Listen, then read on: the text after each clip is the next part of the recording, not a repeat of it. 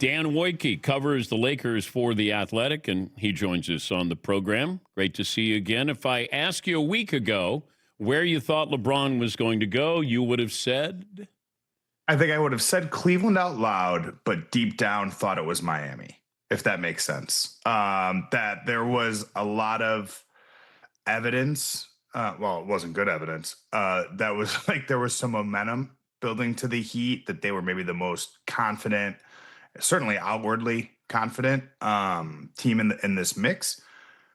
But I think I would say Cleveland because that's what I always thought, right? Like I was wrong. The thing that I thought that mattered to him most, right, was this narrative, this story that he's built for himself in a career.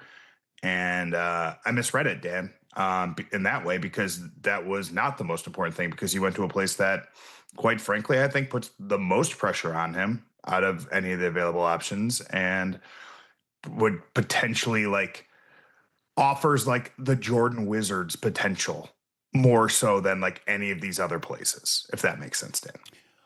Well, I thought Mike went to the Wizards because he wanted to be a part owner. I think that For sure. Yeah. I think the better example, right, is like, we've seen LeBron James in 3 jerseys, right? And that whenever we watch highlights of him in the future, like, there were questions about like, and I've talked to LeBron about this. We've had conversations about like, the Olajuwon Raptors stint. And like, he's not at that stage in his career, right? Or anything like that. But like, I did think that like maybe part of this was like not introducing like another city, another character, and different things like that. But Dan, people won't believe this. Like I don't think he spends a lot of time thinking about legacy anymore. I think, there's a stretch in his career where it was very important to him. And I think I just think he knows that nothing he can do will change the Jordan people's minds. And quite frankly, nothing he'll do will change his fans' minds. Like, so it's like, this feels very much just for him. Help me understand this. Was it the Laker fans or Kobe fans that maybe didn't welcome LeBron with open arms? I think they welcomed him. I think it was always just like a little strange, right? You have these 2 massive brands, right? Like, because, you do have Laker fans and then LeBron fans. And LeBron fans are almost its own entity. Like when I covered the Chargers years ago, Derwin James was in the back of the room the day after he had gotten drafted. I think he was there to watch the second round picks press conference, and he was doing like the basketball, like shooting thing. And it's like, oh, I'm going to go ingratiate myself and tell Derwin I used to cover the NBA. And I was like, Derwin, Dan Woike, whatever, I used to cover the Clippers. Like, who's your favorite NBA team? And he like didn't blink. And he's like, oh, LeBron James is my favorite NBA team. It was like basically like what he said. Right. And I think, so there was always like some unease and that stuff. But I mean, look, if you're LeBron, I mean, you knew you were never going to be loved the way that city and that fan base loved Kobe Bryant. And that's okay. But I think like, yeah, it made for some pretty awkward Twitter moments like between fan bases. And there was, I think at times like, there are certain people, again, to the point, Dan, about legacy, there's certain people that will just like never forgive him for the decision. Yeah. Too, right? Like my wife is one of those people. But people forget the 5 years prior to LeBron getting there. Like they should.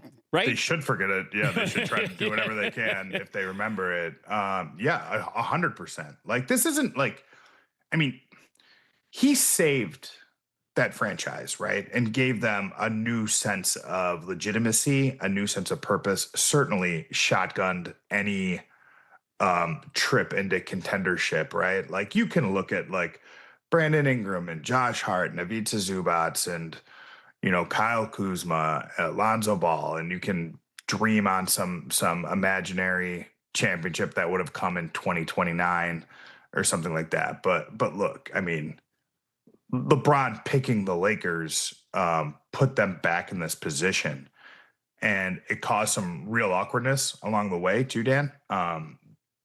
Building around an aging superstar is a very unpleasant position in the NBA. And I think if you talk to anybody in San Francisco, this is going to be a conversation. It's hard. It's hard to know what to push in, what not to, what not to put on the table in trades. But like, I mean, anybody who tells you that LeBron's stint with the Lakers like didn't help the Lakers isn't paying attention. But could he have stayed? Was there any scenario where he would have stayed with the Lakers? I don't think that. I mean, I don't think so. I just don't think so. I think it had run its course. It's been termed to me as a very mutual breakup. I know from the Lakers standpoint, like not being involved in these last 28 days has been like a nice like sigh of relief for them in some ways. But look, I think like they're gonna miss the player. They should absolutely miss the on-court player. I do think though that like 8 years with the most scrutinized, most talked about, biggest main character in the league, like it has costs and it can be a little tiring, it can be a little exhausting. And I think LeBron also too, Dan, was a guy that was very open to the possibility of new challenges. Dan Woike covers the Lakers for The Athletic. How does this not work out in Philadelphia?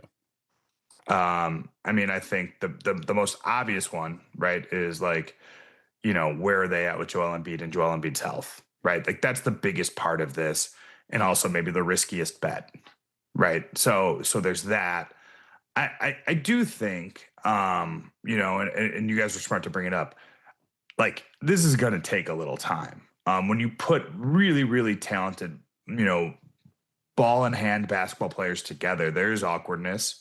Slow starts you should probably expect some version of a slow start. Very rarely do you roll the ball out for one of these teams and say, all right, now they're great. Like it takes a little time. A LeBron James team in year 24 doesn't get a lot of on-court practice time together. You don't get a lot of shoot around time together because you have a 42-year-old that you're trying to monitor time and minutes. So it's all going to happen on the court. But look, every scout I talk to, every exec I talk to always says the same thing. Bet on talent, bet on brains. They'll figure it out. Go back to what you just said. They didn't have typical normal NBA shoot-arounds because they're managing LeBron? Yeah, no, I mean, I think, I like, it's just the reality of like part of this being in this business with him, right? Is that you have to prioritize his health, and you can do things with the rest of your team and different things like that. And like for the Lakers, it wasn't a huge problem. Like I don't think that like had they practiced more, would they have beaten the Oklahoma City Thunder? Like no, I don't think that matters. But I think like it's just one of the things you do. Like that's how you manage. A player this deep into his career, you have to, right? Like it's one of the things. I mean, as we think about like why he picked Philly, and I know people might be like kind of over that part of this, but that's the thing I keep coming back to, Dan, is like he needs a reason, right? Like I was talking to a GM yesterday, and we were talking about the movie Free Solo, right, with the guy who climbs mountains without a rope. And it's like, well, like, why would you ever climb a mountain without a rope? It's because it's the only way you can feel the challenge. And I think this is kind of like a Free Solo type move for him, right? Like he could have done safer things other places, but to put in the necessary physical and mental work it takes to be good at this age, right? Like, I mean, I just saw he posted he's up at 4:30 in the morning, right? Like he's going to go work out. There'll be recovery after that. There'll be dietary sacrifices. There'll be all this stuff that it takes just to get him ready to try and play in October. If you have a net, and he had a net in LA, right? Like it was safe there. Miami would have been safe enough. Cleveland certainly would have been safe. Philly, like go not have a great month in Philly and let's see what happens, right? And I think he needs that. And I think that's really attractive to him in this process. It's weird what I thought of when LeBron went to Philly, and I'm thinking if Jaylen Brown's not there, LeBron's not going to Philly, in my opinion. Correct. But I couldn't help but think the Rams went all in on Myles Garrett. And I'm thinking, if I make something like a move like that, can I entice Aaron Donald to come out of retirement? Like moves that lead to other moves. And that was the thing that I thought of is, Aaron Donald doesn't want to go back and like I have to take on the entire offensive line. Now I got Myles. This might actually be fun. LeBron going, damn, I got Jaylen Brown, I got Maxey Edgecombe, and I got a minutes restricted Joel Embiid. I got a coach who's won an NBA title. I got to get by the Knicks. I kind of like this. Like I can have a lot of fun and try to win another championship. Yeah, I mean, I think fun's an important word. again. No, this is a guy who's done it, done everything, seen everything, right? In 23 seasons. I mean, he's played literally more basketball, more NBA basketball games, minutes, regular season playoffs than anybody else, right? So the stimulus is really important. Yeah. I don't think he's on the Sixers without Jaylen Brown. The people that I've spoken to that are very close to LeBron, that are in the circle or around the circle, have said as much. That that Jaylen Brown going to Philadelphia was a very big deal in this, right? And I think because it gives him a really, really credible chance. Now, do I think that on June 1st, as LeBron is figuring out what it is he wants to do I think he's putting word out to Philadelphia, go get Jaylen Brown and I'll come? No, I don't think so at all. I think it's more and I don't even think Philly was oh, let's go get LeBron. I know he can do it. We can trade for Jaylen Brown. Yeah. I don't even think it went like that either, right? No.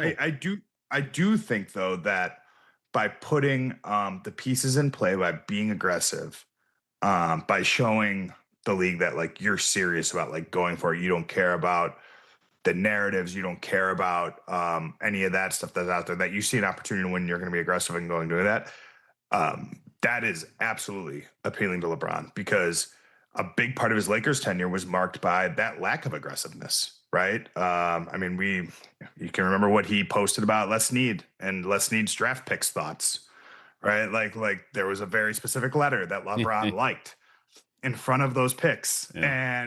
And I think, Philly is not in any, they are going right now. And I think that's appealing to him too. I think it's awesome. I'm still trying to figure out what the Celtics did.